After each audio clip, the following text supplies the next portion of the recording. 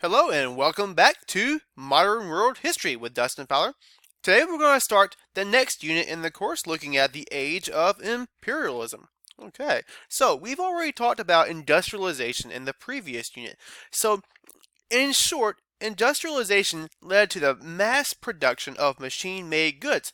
But in order to make machine-made goods, you have to have the necessary resources and markets. Resources that are used for making the goods and markets that are used for selling the goods. So if you make a ton of stuff and you have no one to sell it to, you're not going to be able to profit no matter how cheap you make it, and you're going to have some problems. So Europeans have been curious about mainland Africa for quite some time, going back to exploration, but they've never been able to actually go in to the interior of the continent. If you remember, the Portuguese established trade posts along the coast, so they did trade along the coast because they couldn't go in. So with the slave trade, the empires that existed in the African interior competed with one another and wanted guns in order to compete with one another, and would take captives that they would then sell to the Portuguese in exchange for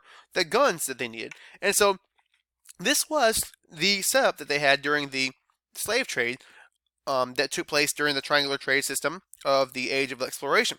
But now that we're in imperialism and we're transitioning into the late 17, early 1800s, there is this need for resources and market. And so, because of the new technology, in particular the steam engine, you're going to see these things right here start to change. So, you couldn't go beyond the coast because of African armies they knew the terrain and they knew what they were doing. They were able to ward off the Europeans successfully. There's also diseases such as things like malaria that would cause problems for Europeans trying to go in.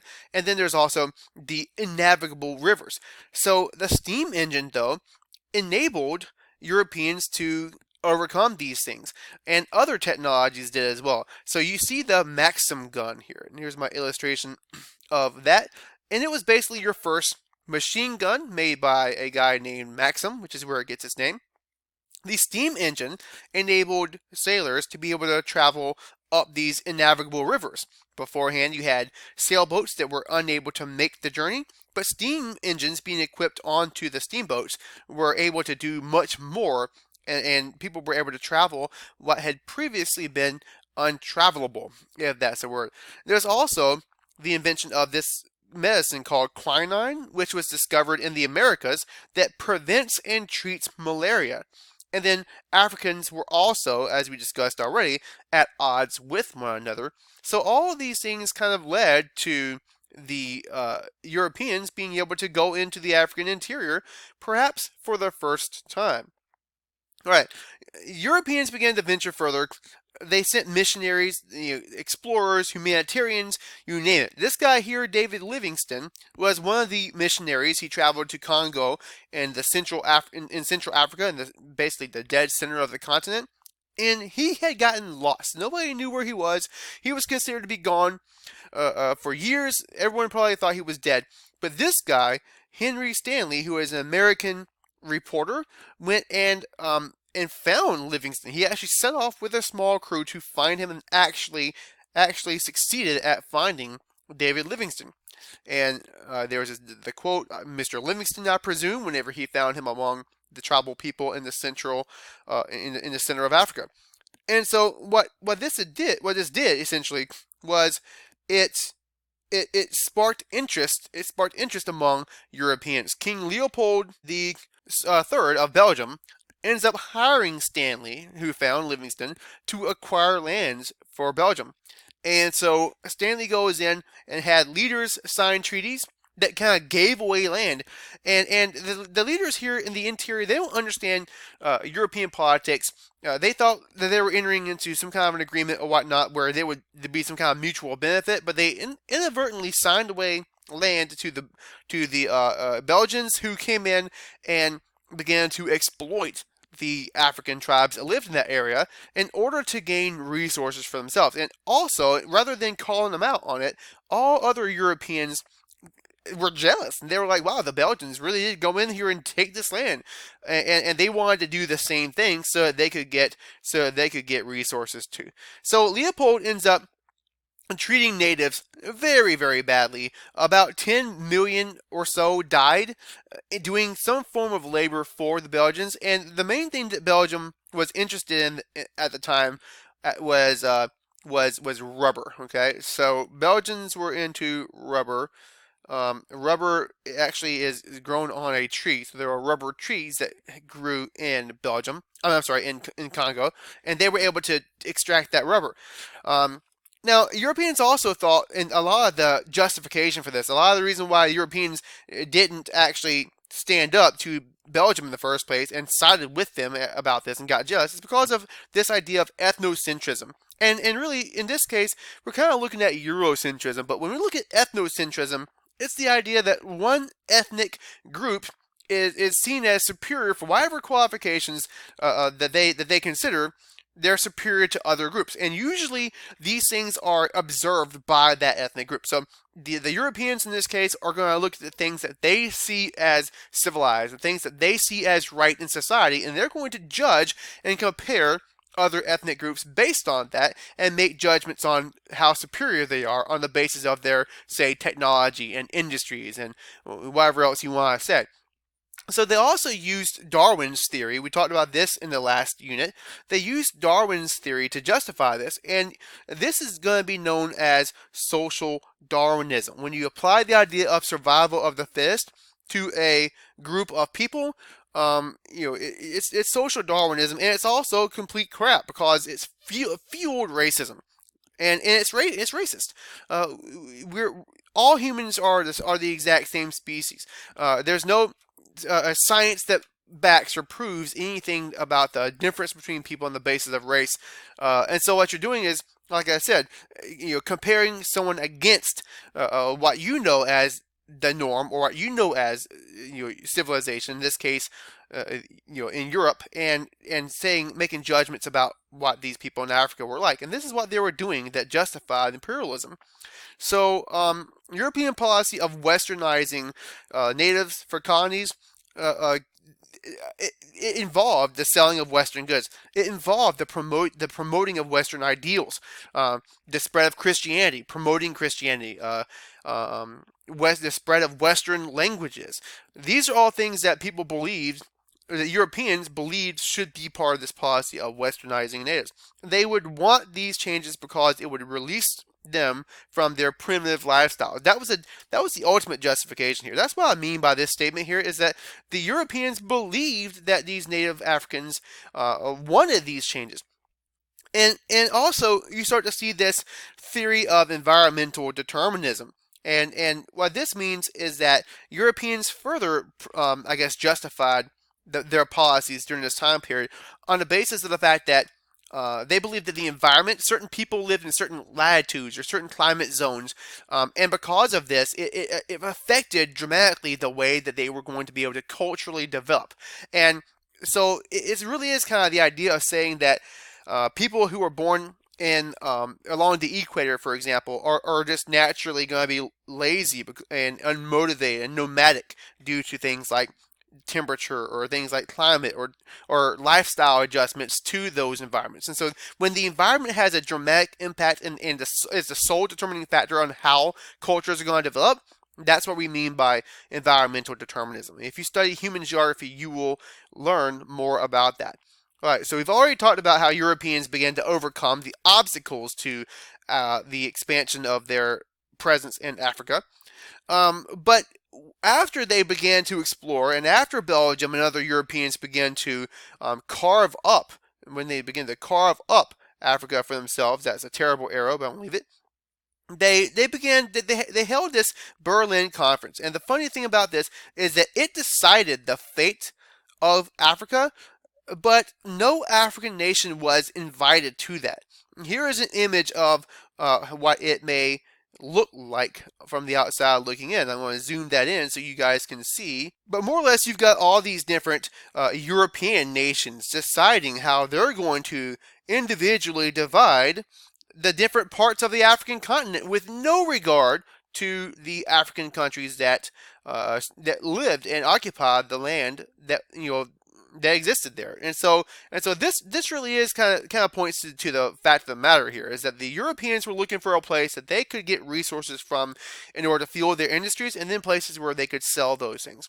And you can see this map here is in your textbook, all right? And you've got the different forms of imperialism and all these different things. Notice that colony is a form of imperialism. So when you're looking at the differences between colonialization and imperialism, imperialism is a bigger idea than colonialization. Colonies are established when imperial countries establish a dominant presence over a land, and they actually settle down. They create territory, and settle down. They have people that actually stay in that area. You've got these other things as well that we're going to talk about throughout the course. They're all parts of the idea of imperialism. They're all a form of imperialism. Okay, and so you've also got direct and indirect, which is one way of summarizing what imperialism is from a management standpoint. Here is an image that shows you that idea. Let me make that arrow a little bit better here. All right, and so for a direct control, and you guys can look at the chart if you want, but I want to kind of summarize it. For a direct, which is something that the French kind of had used, there's paternalism, there's assimilation, there's the idea that the occupying countries, France in this case, would actually act kind of like the overseers. They would be like the paternal. This patra means father. They would be the father figures of the government here, and they would kind of do the big stuff for the group, and they would expect the group that they were controlling to assimilate, in other words, to adopt French culture, adopt French language, all these different things. The indirect approach, which was used more so by the British, for example, during this period, is they would teach locals how to govern themselves, and they would even get, in some cases, the locals to do things on their behalf. So there wasn't a huge British presence in places like, or there was, but it wasn't like everyone in India, for example, would have been British. They would have used local leaders and local officials to do a lot of the governance there. All right, and so we already know, we talked about just at the beginning of this video, that Europeans kind of would play the African nations against each other because they understood that there was a lot of conflict between them. They didn't get along, and there's still conflict between them today, right? But Menelik II was the only African nation, the African leader representing Ethiopia, all right, who successfully played Europeans against each other and maintained their independence during this time period. Most other African nations were taken over and controlled by Europeans, but Ethiopia was the exception here. They did this by stockpiling modern weapons so they could stand up against European armies. Italians had him sign a false treaty, and he declared war and actually defeated Italy. So this was kind of a big deal because, again, no other group was able to defeat a European nation. And he continued to stockpile weapons even after all of this so that he could continue to take any necessary stand that they needed to against Europeans. So when you look at the positive and negative effects, the overall implications of imperialism is that it did reduce local fighting. Okay, the Europeans come in control, and they were able to police that or stop some of that. It improved sanitation and led to longer life expectancies. And this is because, again, we already taught in the Industrial Revolution that these innovations that they were creating led to a better understanding of things like germs and the spread of diseases like cholera and smallpox and malaria.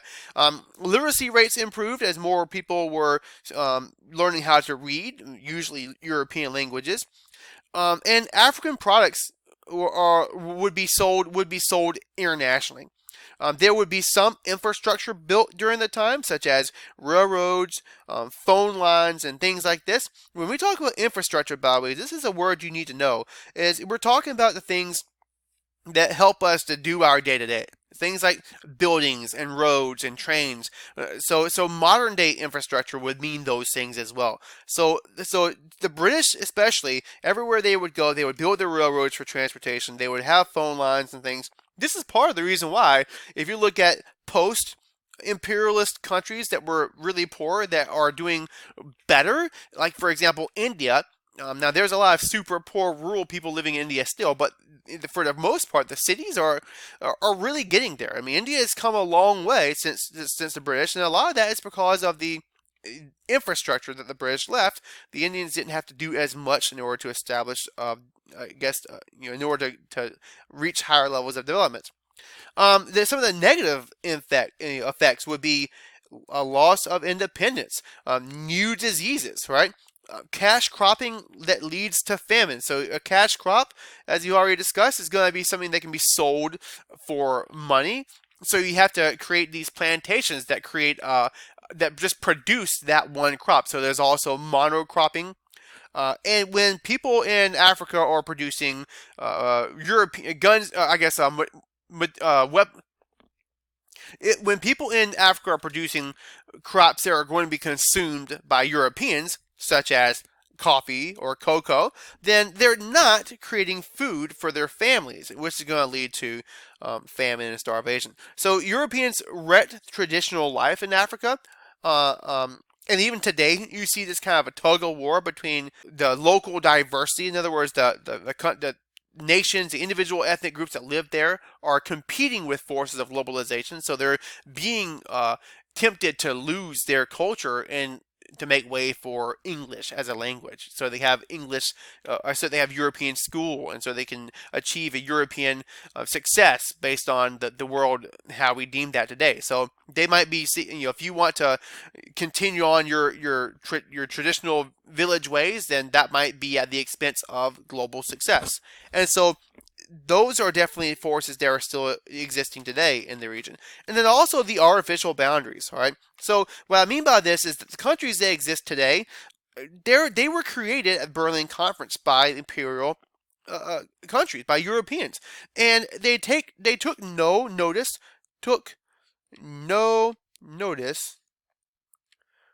of ethnic divisions, which is going to lead to tension.